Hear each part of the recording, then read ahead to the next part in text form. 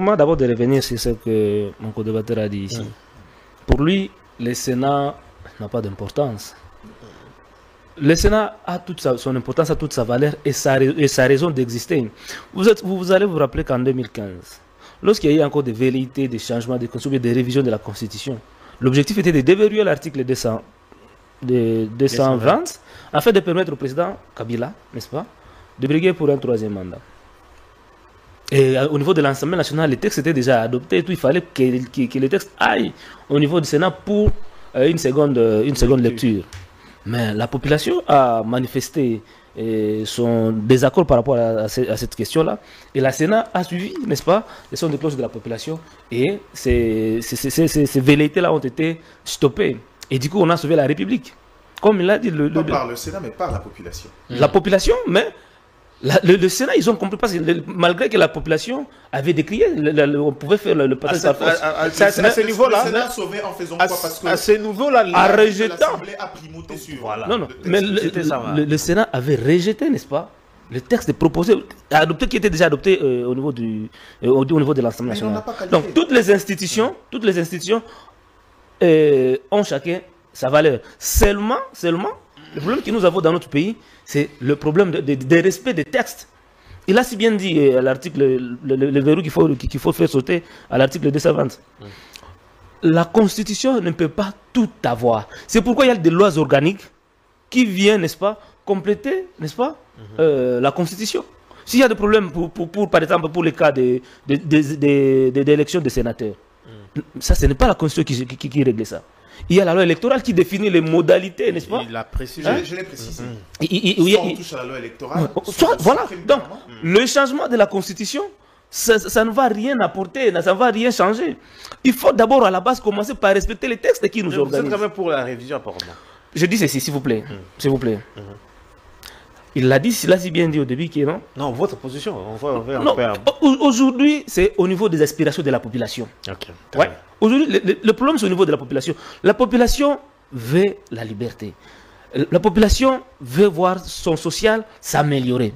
Et le chef de l'État a toutes les possibilités pour améliorer les conditions de vie. La question de la décentralisation ici, ça n'a pas... Non, ce n'est pas un problème. Il fallait qu'on rapproche, n'est-ce pas, les gouverneurs des gouvernants. Mais déjà, quand les gouverneurs, les 100% des recettes des provinces descendent à Kinshasa. Mais Kinshasa paie, n'est-ce pas, à les rétrocéder les 40% de leurs recettes. Du coup, dans les provinces, ils se trouvent en difficulté de mettre en application leur programme, parce que chaque gouverneur est élu sur base d'un programme, mais il n'a pas le moyen de sa politique. Le problème, c'est au niveau de Kinshasa qui ne savent pas respecter les tests. Il a parlé de certaines provinces qui sont riches par rapport à d'autres. C'est pourquoi on a à créer, n'est-ce pas, la caisse de péréquation. Qui sait quoi son impact jusqu'ici? C'est ça, ça ne fonctionne pas normalement. Il faudra qu'on commence, que cette institution-là puisse fonctionner. Malheureusement, ça ne fonctionne pas. N'est-ce pas? Revenons alors à ma question, on avance. Oui, la question... Est-ce que l'opposition joue ou bien réagit, tombe aussi dans les mêmes pièges? Non, vous allez comprendre que la réaction, n'est-ce pas, de l'opposition a amené, en quelque sorte, à l'IDPS d'éclaircir sa position. L'opposition comprend les enjeux? Non, les enjeux sont déjà compris, c'est clair. Les enjeux sont compris. Et la population va empêcher, n'est-ce pas, à l'IDPS d'avancer. Pas jusque-là. Jusque-là. L'IDPS est en train de faire cavalier seul. Il fait cavalier seul, je vous l'ai dit. Parce qu'il n'y a aucun parti, sauf des partis mallettes ou les partis de mosaïque. Samalou Konde, vous parlez d'un parti mallette. Est-ce que Samalou Konde s'est prononcé? Samalou Konde, on l'a amené. S'il vous plaît, Samalou Konde, on l'a amené à Lubumbashi. Et on l'a mis devant un fait accompli. Il n'a pas donné sa position. Fifi Masuka. Fifi Masuka, nous savons à quoi est-ce qu'il roule. Mbosso, vous pensez que... Mbosso, dites-moi qu'est-ce que Mbosso représente. Non, dis-moi qu'est-ce que le président Mbosso...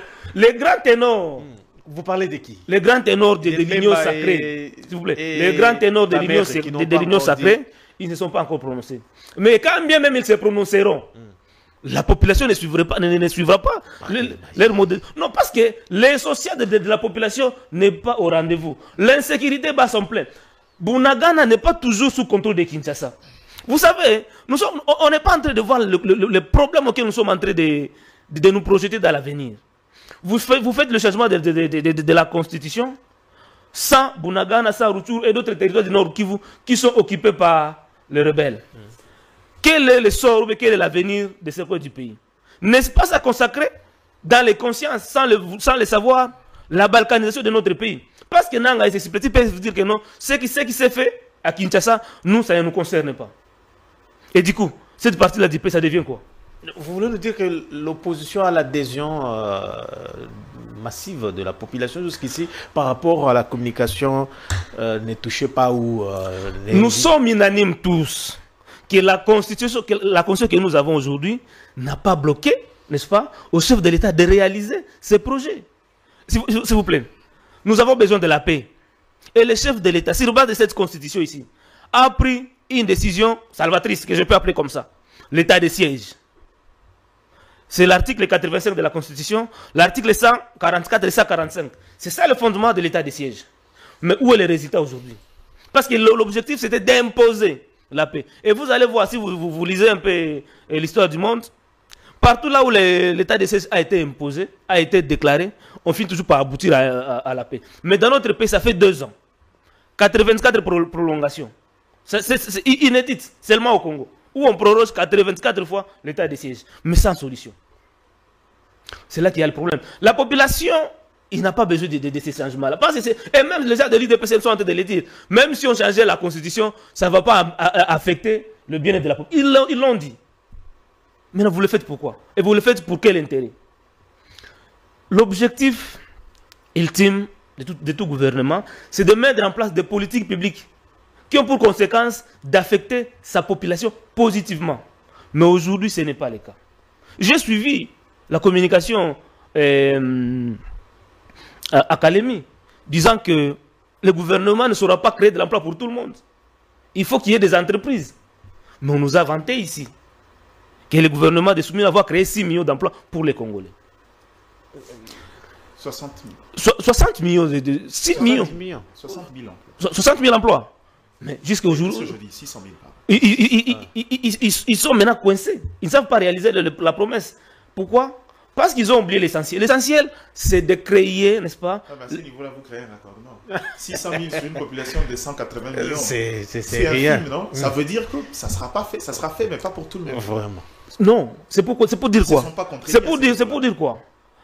Les sociaux de la population, ils ne sont pas en train de l'atteindre. Mais ils sont en train de se fier sur un objectif égoïste.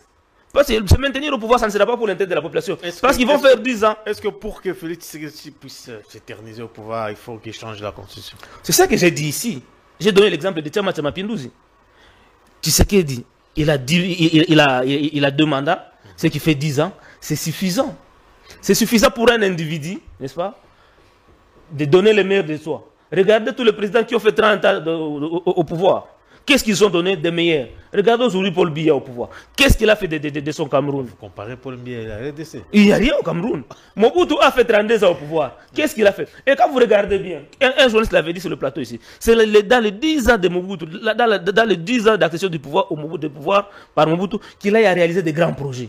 Mais au-delà de 10 ans, rien de réalité n'a été réalisé. Et donc, le changement de la constitution, ça ne va affecter à rien le bien de la population. C'est là que nous sommes. La population a besoin de la liberté, je l'ai dit, a besoin de la sécurité, a besoin de l'eau potable, a besoin de l'école, des écoles, a besoin que la gratuité soit une réalité, la gratuité de l'enseignement soit une réalité partout, et l'enseignement de qualité, la gratuité des soins de santé, que ça soit une réalité. C'est là que, si on arrivait à donner ça à la population, M. Tshisekedi va rester cristallisé dans la mémoire collective des Congolais. Mais ces débats ici, des révisions de la Constitution, d'ailleurs déjà à l'IDPS, ils sont en train de se contredire chaque jour. Merci. Avant, ils parlaient de la révision.